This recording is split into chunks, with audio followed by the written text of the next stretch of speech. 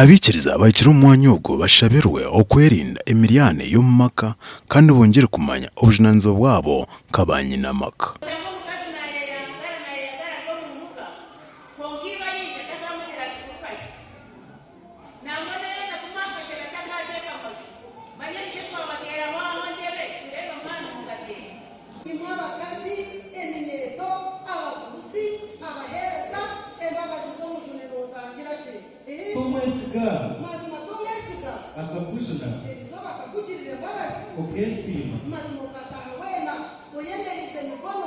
Abikiriza abatahiwe ombigombe omu Fathers Union na Mothers Union abashija babari 19 abakazi nabere nabashatu abashwerine kandi abagisirwe nibasha kureberaho cyamani mbwene uko kubagisirwe okagaruka kwita maka mazima abandi ne bahwa namani okutayibwo mu kibine cyo kana no kubwitwa kubanza ikigombeshira twegesa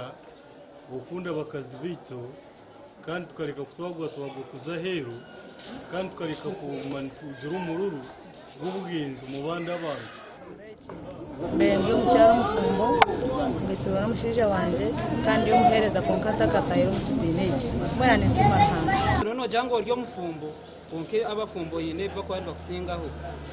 nambwe ninterera abantu abatakagire mu kibina cya Fathers Union okwenyugiro mu kintu cyo kugira ngo baze mu kibina cya Fathers Union Gashakwa Anthony Atuine.